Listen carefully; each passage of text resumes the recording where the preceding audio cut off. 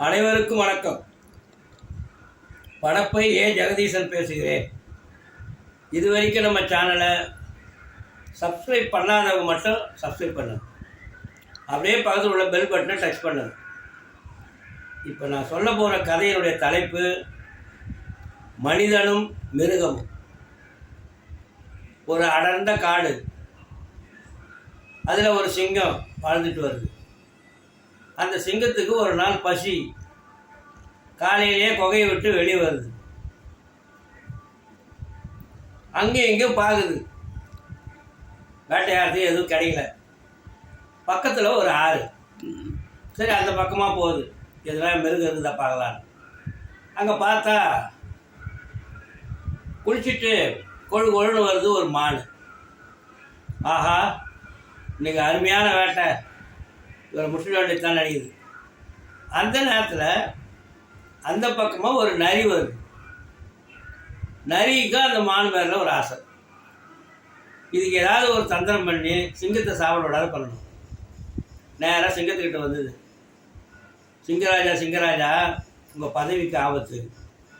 என்ன சொல்கிறேன், குளிச்சுட்டு வர்ற மானை நீ சாப்பிட்டீன்னா உன்னுடைய பதவி காலி ஆகிடும்.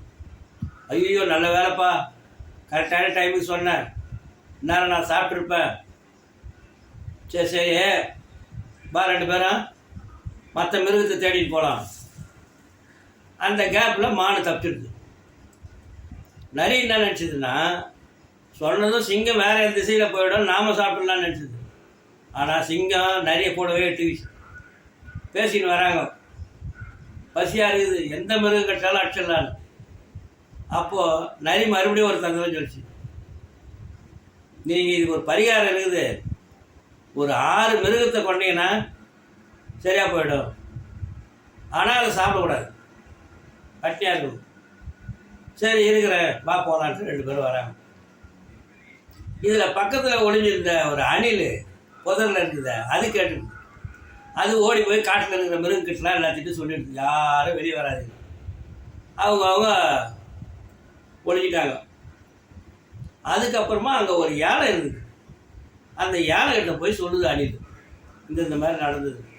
அப்படியா, நான் பார்த்துக்கிறேன் அந்த நிறைய, நீ போ அப்படின்னு சொல்லிட்டு நேராக யானை வந்து சிங்கத்துக்கிட்ட வருது. சிங்கராஜா, சிங்கராஜா, கொஞ்சம் தனியாவார்.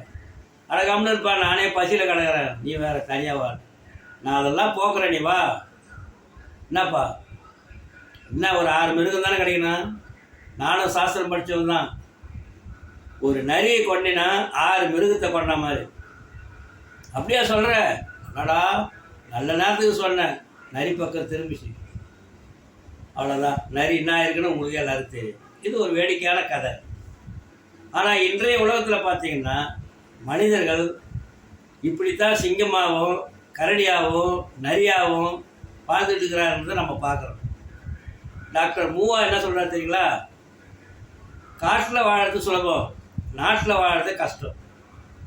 எப்படின்னா, காட்டில் வாழும்போது எதிர்க்க வர்றது கரடின்னா கரடின்னு தெரியும், அதுக்கு தகுந்த மாதிரி வாழலாம். நரி வந்தால் நரின்னு தெரியும், சிங்கம் வந்தால் சிங்கம் தெரியும். ஆனால் நாட்டில் பல பெரிய மனிதர்கள் கரடியா சிங்கமா எதுன்னே தெரியாமல் போர்வை போத்துட்டு வாழ்வார். ஏன், மனிதனே மனிதனுக்குள் மாட்டிக்கொண்டு அலைகிறான். இன்னும் சில மனிதர்களுக்கு தான் மனிதன் தானா என்பதே தெரியாது. இப்படித்தாங்க ஒரு வீட்டில் அப்பா அம்மா பேசிக்கிறாங்க. பையன் அதை வேடிக்கை பார்க்குறான்.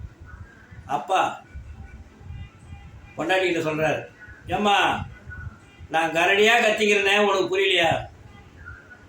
ஏங்க, எனக்கு கரடி பாசெல்லாம் புரியாதுங்க. நன்றி, வணக்கம்.